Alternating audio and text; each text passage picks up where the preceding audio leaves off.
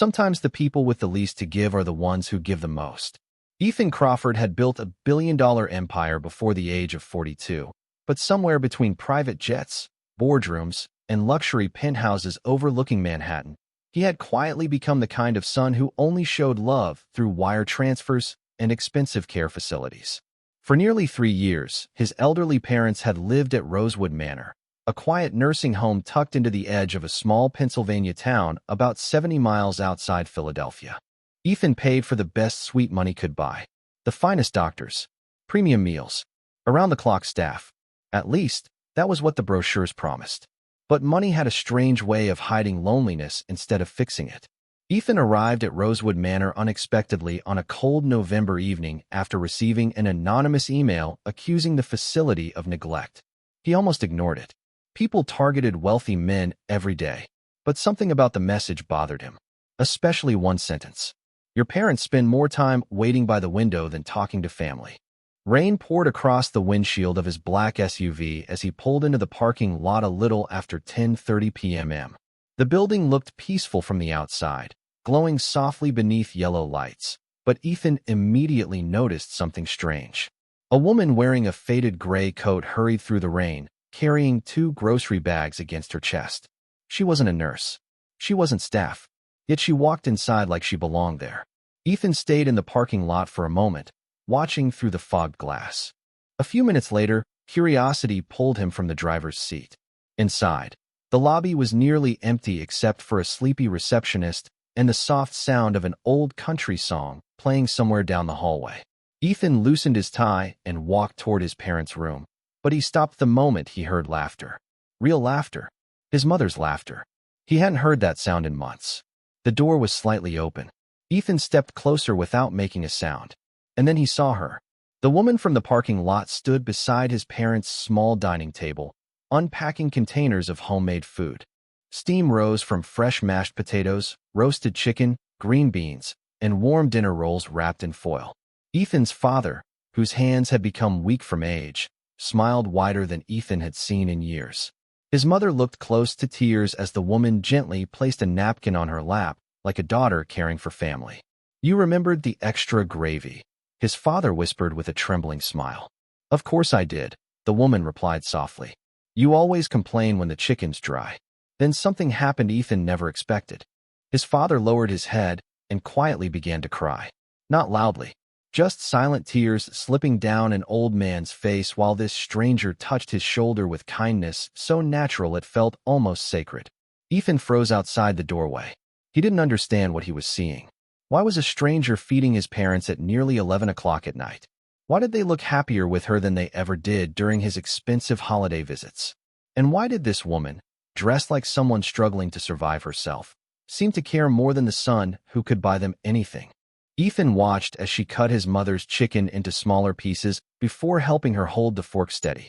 The tenderness in her voice filled the room in a way money never could. Slow down, Margaret, she said with a gentle laugh. Nobody's stealing your dinner tonight. Ethan's chest tightened unexpectedly. He had spent years believing success meant providing everything his parents needed.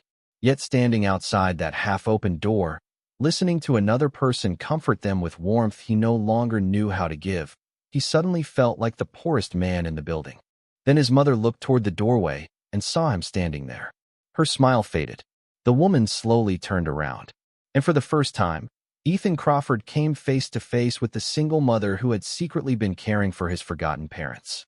The room fell silent for a few uncomfortable seconds as rain tapped softly against the windows behind Ethan. The woman standing beside his parents looked startled but calm, like someone used to being judged before she had the chance to explain herself. Up close, Ethan noticed how tired she looked. There were faint shadows beneath her blue eyes, and her blonde hair had been loosely tied back in a way that suggested she had rushed over after a long day. She could not have been older than 32. His mother was the first to speak. Ethan, she said quietly, dabbing the corner of her eyes with a napkin. This is Grace. Grace gave a small polite smile and wiped her hands on her coat before extending one toward him. Nice to finally meet you, Mr. Crawford. Ethan glanced at her hand for a moment before shaking it. Her fingers were cold from the rain outside. You know who I am? He asked. Everyone around here knows who you are. Grace replied gently. There was no bitterness in her voice. Somehow that bothered him more. Ethan looked at the homemade food spread across the table. Are you an employee here? Grace shook her head. No, sir. Then why are you here feeding my parents? Before Grace could answer, his father leaned back slowly in his chair and frowned. Because she wanted to, he said sharply. Which is more than I can say for some people. Ethan stiffened. His father had always been a calm man, but age had stripped away his patience for pretending. The old man pointed toward the empty chair beside him. Sit down, Ethan. Reluctantly, Ethan sat. Grace quietly stepped back toward the counter, giving the family space, but Ethan could still feel her presence in the room. How long has this been going on, he asked. His mother exchanged a glance with his father before answering. About 11 months. Ethan stared at her in disbelief. 11 months? She visits nearly every evening. His mother continued softly. Sometimes after work. Sometimes before work. Sometimes just to make sure we are all right. Ethan looked back at Grace. You do this for free? Grace gave a small shrug. Your parents remind me of my grandparents. That still does not explain why. Grace hesitated. I guess I just noticed they spent a lot of time alone. The words landed harder than Ethan expected. Alone. He opened his mouth to defend himself, but no explanation sounded good enough inside his own head. He wired thousands of dollars every month. He called when he could. He sent flowers on holidays. Yet this stranger had somehow become part of his parents' daily lives while he remained a visitor. His mother smiled warmly at Grace. She brings your father Real coffee every Thursday because she knows he hates the coffee here. And she sneaks your mother apple pie when the nurses are not looking, his father added proudly. Grace laughed softly. One slice every now and then is not going to hurt anybody. Ethan watched the way his parents looked at her. Not with obligation. Not with politeness. With affection. Real affection. It unsettled him more than he wanted to admit. You should probably get home to your family, Ethan said carefully, almost testing her reaction. Grace's expression shifted for the first time that night. Just briefly. A flicker of worry crossed her face before she smiled again. I should. She grabbed her empty containers and pulled her thin coat tighter around herself. Good night, Margaret. Good night, Walter. Then she turned toward Ethan. It was nice meeting you, Mr. Crawford. Ethan nodded stiffly as she walked past him and disappeared down the hallway. A few seconds later, his father spoke again without looking at him. That woman has done more for us in 1 year than anyone in this building. Ethan frowned. Dad, I pay these people to take care of you. Walter finally looked him straight in the eyes. Son, there is a difference between paying for care and making somebody feel loved. Ethan sat there quietly as the old country song drifted through the hallway once more. Then, through the window, he saw Grace crossing the parking lot alone in the freezing rain, carrying those same empty grocery bags back to an old blue sedan with one headlight barely working. And for reasons he could not explain, Ethan Crawford suddenly wanted to know everything about her. The next morning, Ethan could not focus on anything. He sat in his office overlooking the city, staring blankly at the polished mahogany desk while calls from board members and emails stacked up unanswered. The image of Grace carrying those grocery bags in the pouring rain replayed in his mind over and over again. He could not understand why a woman with so little could show so much care. By mid-afternoon, he found himself booking a flight to Pennsylvania. Not for a board meeting, not to inspect the nursing home again, but because he wanted answers. When he arrived at Rosewood Manor later that evening, the air was crisp and smelled faintly of autumn leaves. The parking lot was nearly empty except for a few staff cars and the old blue sedan parked under a flickering lamp. Ethan walked through the front doors with purposeful steps, ignoring the receptionist who nodded politely at him. He paused outside the dining room, careful not to disturb anyone, but his eyes immediately found her. Grace was placing a tray with a small pot of soup in front of Walter Crawford. Her movements were precise, yet gentle, a quiet choreography perfected over months of practice. Ethan watched as she crouched to adjust the pillow behind his mother, whispering something that made Margaret laugh softly. It was effortless, natural, and Ethan felt a pang of inadequacy he could not ignore. He stepped inside quietly. Excuse me, he said softly. Grace turned, startled for a fraction of a second, and then smiled politely. Mr. Crawford, she said, her voice calm and steady. Ethan swallowed, unsure how to start. How do you do this every day? You have a child, a job. How do you find the time? Grace looked down briefly, then back at him. I make time. Your parents deserve someone to look after them. Ethan felt a knot in his throat. You do this for free? She nodded. I do not want anything in return. He looked around the room at the small details he had never noticed before. The worn but clean blankets, the neatly labeled containers of food, the little notes she had left by the bedside reminding them to take their medication. All of it meticulous, thoughtful, caring. You have been doing this for nearly a year? Ethan asked quietly. Yes, she said. I have a routine. I come after work, and I help with meals, laundry, whatever they need. I know it is not much, but it makes a difference. He struggled to find words, realizing that all his wealth and status had never inspired him to do anything so selfless. Ethan cleared his throat. Would you let me buy you a coffee or something? At least let me help a little. Grace smiled faintly but shook her head. That is not why I am here. I am here because they need someone who cares, and I happen to be that person. Ethan noticed the subtle exhaustion in her eyes, the way her shoulders slumped slightly after standing so long. You cannot keep doing all of this by yourself, he said. There must be a way I can help without taking away from what you are doing. Grace paused, considering his words. If I accept help, it has to be in a way that does not change what I do for them. I cannot have it feel like charity. Ethan nodded slowly. I understand. The moment was interrupted by Walter reaching for Grace's hand. You make our lives better every single day, he said quietly. We do not take it for granted. Grace looked at him with a soft smile, and then at Ethan. In that instant, Ethan realized he had walked into a life completely separate from his world of luxury and power, a life where genuine care mattered more than money, and he felt a determination rising inside him. He wanted to understand her, to support her, and to ensure that her kindness continued, not as a favor to his parents, but as a testament to the human heart. Watching Grace tuck Margaret in with the same attention she had shown months ago, Ethan knew that this was only the beginning of a story that would change all of their lives. Over the next several days, Ethan found himself returning to Rosewood Manor more often than he admitted to anyone. At first, he told himself it was to evaluate the facility and spend more time with his parents, but deep down he knew the truth. He was there because of Grace. Every evening around 6:30, her old blue sedan rolled into the parking lot with the same sputtering engine and dim headlight. She always carried something different inside. Sometimes it was homemade soup. Sometimes fresh bread wrapped in a dish towel. Sometimes little crossword puzzle books she picked up at discount stores because Margaret loved them. Ethan started noticing things about her that no one else seemed to see. She never sat down for long. She always checked on the other residents before leaving, stopping to fix blankets or refill water cups even when nobody asked. The nurses clearly trusted her. Some of them even hugged her when their shifts ended. Yet despite all the warmth she gave away, there was a quiet sadness in her eyes that never fully disappeared. One Thursday evening, Ethan arrived earlier than usual and spotted Grace across the street from the nursing home at a small diner called Annie's Family Grill. Through the window, he saw her balancing 3 plates at once while customers filled nearly every booth inside. She moved quickly between tables with practiced efficiency, smiling politely even when exhausted. Ethan parked his SUV and sat there for a moment watching her through the glass. The billionaire businessman who negotiated billion-dollar deals without hesitation suddenly felt nervous about walking into a tiny roadside diner.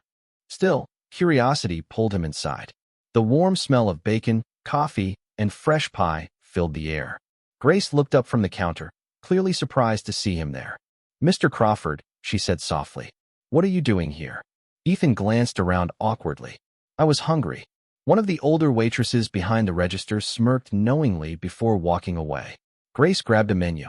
Well, our coffee is not exactly Manhattan quality. That is all right, Ethan replied. I think I can survive. She led him to a booth near the window and handed him a laminated menu with slightly curled corners. Ethan noticed her hands trembling faintly from fatigue as she poured his coffee. Long shift, he asked. Grace gave a tired smile. Double shift. Thursdays are rough. Before Ethan could respond, a small boy rushed out from the back kitchen area wearing a red hoodie and carrying a coloring book under one arm. Mom, he said excitedly, stopping suddenly when he noticed Ethan. The boy looked about 8 years old with messy blonde hair and curious blue eyes. Grace immediately softened in a way Ethan had never seen before. Ben, what did I tell you about running in the diner? She asked gently. Sorry, the boy said before looking at Ethan again. Are you famous? Ethan nearly laughed for the first time in weeks. Not really. You look rich, Ben said honestly. Grace covered her face briefly in embarrassment. Benjamin. What? He does. Ethan smiled despite himself. Your son seems observant. Grace sighed playfully before introducing them properly. This is my son, Ben. Ethan shook the boy's hand seriously, making Ben grin. Nice to meet you, sir. Nice to meet you too. Ben stayed beside his mother for a moment before whispering loudly. Is this the guy from the nursing home? Grace looked mortified. Ben. Ethan leaned back slightly, amused. Yes, I guess I am. Ben nodded thoughtfully. Grandpa Walter likes you now. Ethan blinked. Now. Grace quickly sent Ben back toward the kitchen before he could say anything else, but the comment lingered in Ethan's mind. After a brief silence, he looked at Grace carefully. My father did not like me before. Grace hesitated while wiping down the edge of the table. He loves you very much. That is not what I asked. Grace finally met his eyes. I think your parents missed you more than they ever wanted to admit. The honesty in her voice hit Ethan harder than any criticism ever had. Outside, the evening sky darkened as cold rain began falling again. But for the first time in years, Ethan Crawford stayed exactly where he was, sitting quietly in a small-town diner beside a single mother who somehow understood his parents better than he did. Ethan spent the next week observing Grace from a careful distance, not wanting to intrude but unable to stay away. Every evening, he watched as she balanced her responsibilities with remarkable grace. She would arrive at Rosewood Manor, often after a long shift at Annie's Family Grill, carrying bags of groceries, homemade meals, or small treats for the other residents. She would move quietly through the halls, always checking in with the staff, adjusting pillows, refilling water, and gently encouraging residents to eat or take their medications. The nurses often exchanged smiles when they saw her, whispering quietly to each other as if she were a guardian angel in plain clothes. Ethan realized that she had memorized every detail of his parents' habits, preferences, and moods. She knew exactly how Walter liked his soup seasoned and the way Margaret preferred her morning tea. Ethan felt both admiration and guilt simultaneously. He had the means to do everything she did, yet he had never taken the time to learn these small but meaningful details. On Friday evening, he decided to approach her directly as she was carrying a tray of warm mashed potatoes and green beans to Margaret's room. Grace, he said softly, and she turned with a polite smile. May I help you with that? She paused for a moment, her eyes reflecting both fatigue and surprise. You do not have to, Mr. Crawford, she said, placing the tray on the small table beside his mother's chair. I am used to carrying it myself. Ethan hesitated but insisted. Together, they carefully positioned the tray. Margaret looked up at them and smiled, unaware of the tension brewing in the room. Thank you, she said warmly. Ethan nodded, feeling an unfamiliar warmth swell in his chest. Once the meal was set, he stepped back and watched Grace adjust the blanket over Margaret's knees and gently brush a stray hair from Walter's forehead. She did it with a patience that could not be taught, a natural tenderness that made Ethan wonder how one person could give so much. You do this every day, even after work and with a child at home, he said quietly, almost to himself. Grace looked up at him, and for the first time, she allowed a trace of vulnerability to show. I do what I can, she admitted. I do not want recognition. I just want them to feel loved. Ethan realized that her dedication was not about duty or reward. It was about connection, about restoring dignity to people who had been quietly neglected despite all the wealth around them. That night, as the rain pattered softly against the windows, Ethan walked Grace to her car. He wanted to offer help, to bridge the gap between her sacrifices and the resources at his disposal. If there is anything I can do, anything at all, tell me, he said. Grace gave a small, tired smile. There might be one thing, but I have to be sure it does not change the way I care for them. Ethan nodded, intrigued. Tell me, he urged. She looked at him, a quiet determination in her blue eyes.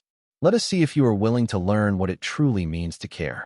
In that moment, Ethan understood that his journey with Grace and his parents was just beginning, that he was about to witness kindness and resilience that could not be measured in dollars or schedules, but only in the quiet, unwavering devotion she gave every night without expectation. The following Sunday evening, Ethan arrived at Rosewood Manor carrying 2 cups of coffee from a local cafe, something he would have considered ridiculous only a month earlier. The wealthy businessman who once delegated every personal responsibility now found himself driving through small-town streets simply because he wanted to spend another hour near Grace. He spotted her immediately in the recreation room, helping Margaret finish a puzzle while Walter watched an old baseball game nearby. The sight stirred something unfamiliar inside him, something warm and painfully human. Grace looked up and smiled softly when she saw him. "You came back," she said. Ethan handed her one of the coffees. "I remembered you said the diner coffee was terrible." Grace laughed quietly, accepting the cup with both hands. "That might be the nicest thing anyone has done for me this week." Ethan sat beside Walter while Grace continued helping Margaret with the puzzle pieces. For a while, nobody spoke much. The room felt peaceful in a way Ethan had almost forgotten life could feel. No ringing phones. No investors demanding answers. Just the quiet sound of laughter and pages turning from Walter's newspaper. Then Margaret suddenly looked toward Grace with affectionate eyes and said, "Did you ever tell Ethan about last winter?" Grace froze slightly. Ethan noticed it immediately. "About what?" he asked. Grace shook her head quickly. "It is nothing." But Walter lowered his newspaper slowly. "It was not nothing." Ethan turned toward his father. "Dad." Walter sighed deeply. "Last December, your mother and I insisted on taking a walk outside after dinner. We thought we still had more energy than we actually did." Margaret smiled sheepishly. "Your father slipped on ice near the parking lot." Ethan straightened in his chair. "What?" Walter nodded. "We were out there nearly 40 minutes.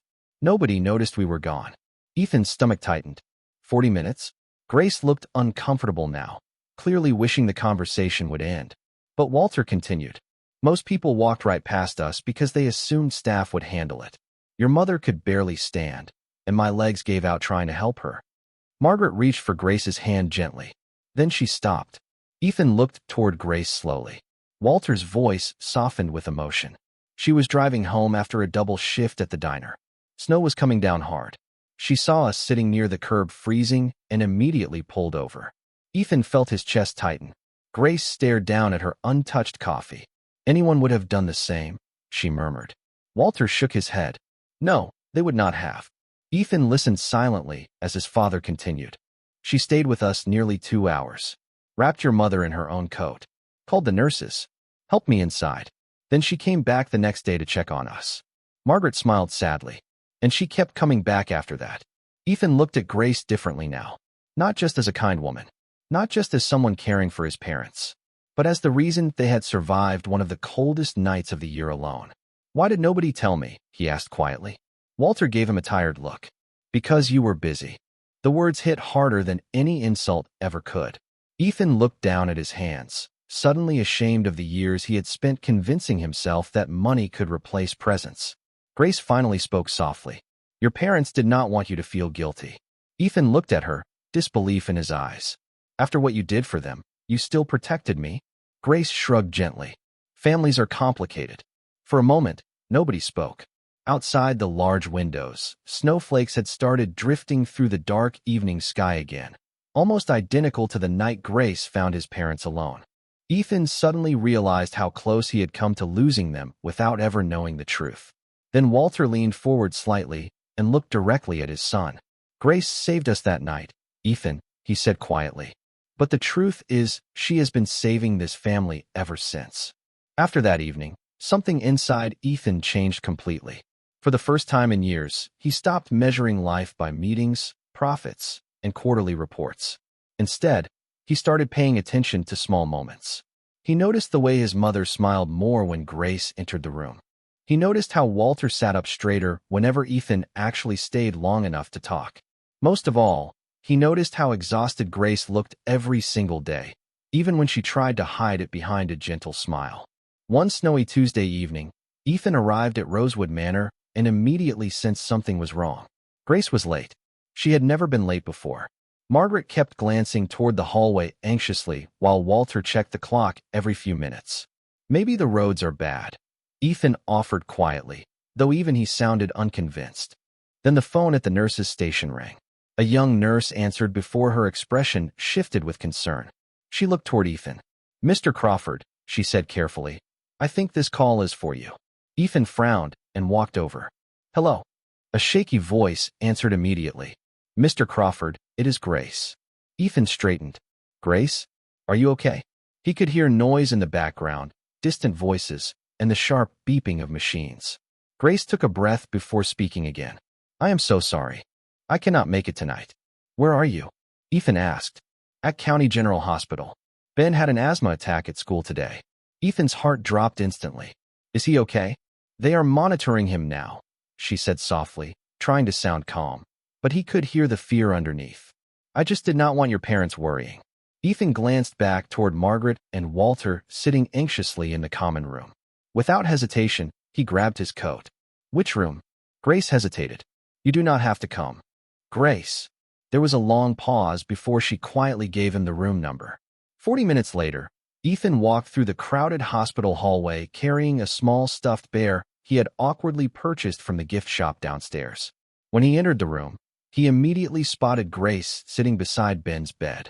Her hair was messy, her eyes red from exhaustion, and she still wore her diner uniform beneath her winter coat. The sight hit Ethan harder than he expected. Grace looked up in surprise. "Mr. Crawford." Ethan stepped closer. Ben was asleep with a breathing mask resting gently over his face. The small rise and fall of his chest made Ethan exhale in relief. "The doctor says he will be okay," Grace whispered quickly, almost reassuring herself more than him. Ethan nodded slowly. "Did you call anyone else?" Grace shook her head. "There is nobody else." Those words lingered painfully in the quiet hospital room. Ethan sat beside her for a moment before placing the stuffed bear near Ben's pillow. "I was not sure what kids like these days," he admitted awkwardly. Grace stared at the bear, and for the first time since he met her, her composure cracked slightly. Her eyes filled with tears she clearly did not want anyone to see. "You really did not have to come," she whispered. Ethan looked at her carefully. "You have spent almost a year taking care of my family." His voice softened. "Did you really think you were going to sit here alone tonight?" Grace looked down, blinking quickly as if embarrassed by her emotions. Ethan noticed how tightly she gripped a stack of papers in her lap. Hospital bills. Even without seeing the numbers, he understood immediately. "Grace." She shook her head before he could continue. "Please do not offer me money." Ethan paused. "I was not going to." That surprised her enough to finally look up at him again. Ethan leaned back slightly and lowered his voice. "I was going to ask if you have eaten anything today." Grace stared at him silently for several seconds before letting out a tired laugh through her tears. "No," she admitted softly. Ethan stood immediately. "Then I am getting you food." As he walked toward the door, Grace watched him with quiet disbelief, because for the first time in a very long time, someone was taking care of her instead. The next morning, Ethan returned to Rosewood Manor with a plan forming in his mind. He had witnessed Grace's unwavering dedication, and he could no longer allow her to bear the weight of so much responsibility alone. As he walked through the familiar hallways, he noticed the small changes Grace had made to the environment: freshly laundered blankets, carefully labeled pill organizers, little notes on tables reminding residents to drink water. Every detail spoke of her commitment, yet also of her exhaustion. He found her in the dining room preparing dinner for Walter and Margaret, her movements precise and careful despite the dark circles under her eyes. "Good morning, Grace," he said softly, trying not to startle her. She looked up and gave a polite smile. "Mr. Crawford," she said, wiping her hands on a towel. "Ben is okay, I hope." Ethan nodded. "Yes, thanks to you and the quick response at the hospital. He is resting now." Grace's shoulders relaxed slightly, but the tension remained. "It is just hard," she admitted quietly. "I want to care for your parents properly, but I cannot afford to keep up with everything else at the same time." Ethan considered this carefully, realizing that all of her struggles had gone unnoticed in the shadow of his own absence. He took a deep breath. "Then let me help," he said firmly. "Not as a favor, not as charity. I want to support you in a way that preserves everything you do for my parents without taking away your independence." Grace blinked at him, clearly surprised. "You would do that?" Ethan nodded. "I already see what you have done for them, and I cannot ignore it any longer. Let me take some of the weight from your shoulders." She looked down at the floor for a moment, then slowly nodded. "If you really mean it," she said, voice barely above a whisper. Ethan smiled faintly. "I do." The two of them spent the morning making arrangements quietly. Ethan coordinated with the nursing home staff to adjust schedules, secured additional support for Grace at the diner so she could leave earlier, and even set up a small fund for Ben's education and healthcare needs. All the while, Grace maintained her calm, humble demeanor, accepting the help without shame or hesitation, her focus always returning to Walter and Margaret. Later, as she prepared dessert for his parents, Ethan watched her carefully. Every movement, every gesture, revealed someone who gave everything she had without expecting anything in return. "You are incredible," Ethan said softly, more to himself than to her. Grace looked up at him, surprised by the sincerity in his voice. "I'm just doing what I believe is right," she said. Ethan shook his head. "No, it is more than that. You have given my parents joy, safety, and dignity. That is something money cannot buy." Grace paused, blinking back emotion she rarely showed. "I just want them to feel loved," she said quietly. Ethan reached out and placed a hand on her shoulder. "Then you have succeeded. And I want to make sure you succeed without sacrificing yourself in the process." Outside, the sun began to set behind the clouds, casting a warm golden glow over the manor. Ethan knew that the evening would mark a turning point, not only in how he supported his parents, but in how he would support Grace, the woman who had quietly saved their family in ways he could have never imagined. The quiet of the manor felt different now, filled with anticipation and hope rather than distance and neglect. For the first time, Ethan realized that the lives of the people he loved could be transformed not just by wealth, but by genuine care and connection, and he was ready to play a part in that change alongside Grace. A year later, Rosewood Manor had transformed in ways Ethan had never imagined possible.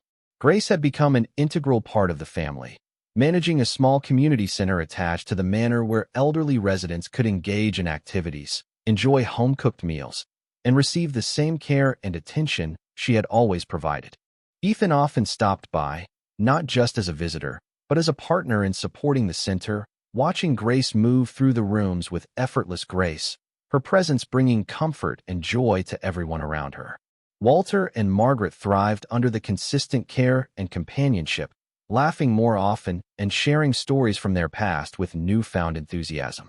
On a crisp Saturday morning, Ethan joined Grace and Ben in the backyard of the center, where a small basketball hoop had been set up for children and grandchildren visiting the residence. Ben, now healthy and energetic, dribbled the ball with determination while Ethan pretended to struggle keeping up, much to Ben's delight. Grace watched from the side, sipping coffee, her blue eyes following every movement with warmth and pride. Ethan walked over and gently nudged her shoulder. "You have done something remarkable here," he said quietly. Grace smiled, her expression calm and humble. "It is not just me," she replied. "The residents, the families, and even you have made it possible." Ethan shook his head. "You have been the heart of this place. Without you, none of this would exist." She laughed softly, shaking her head again. "I just wanted to help." Ethan looked at her seriously. "And in doing so, you have changed all of our lives." The morning sunlight reflected off the windows of the manor, casting a golden glow over the small courtyard. Margaret and Walter joined them, smiling and holding warm mugs of tea. Walter patted Grace's hand gently. "You are part of this family now, Grace. Do not ever forget that." Margaret reached out and hugged her softly. "We owe you more than we could ever say." Grace's cheeks flushed slightly, and she looked down, shy in a way that Ethan had come to love. "I am just happy to see them happy," she whispered. Ethan stepped closer, looking at Grace and then at the cheerful scene around them. "You have given this family more than you could ever know. It is time we gave back in every way possible." Grace glanced at him, her eyes wide for a brief moment, as if realizing the depth of his commitment. Ethan smiled, and together they watched as Ben shot another basket, the ball swishing perfectly through the hoop. For the first time, Ethan understood that true care was not measured by wealth, status, or titles, but by consistent love, attention, and selflessness. He saw it in Grace's eyes, in the laughter of his parents, and in the joy of a little boy who had learned to feel safe and cherished. That evening, as the sun dipped below the horizon and cast long shadows over the courtyard, Ethan, Grace, Ben, Walter and Margaret shared a simple meal prepared by the center's kitchen, laughter filling the room. The walls of Rosewood Manor no longer felt cold or empty. They radiated warmth, belonging, and the quiet triumph of a family brought together by kindness, resilience, and unwavering devotion. Ethan realized that the journey that began with a single act of care had blossomed into a lasting legacy of love, connection, and hope that would continue for years to come. And for the first time in a long time, he felt truly at home.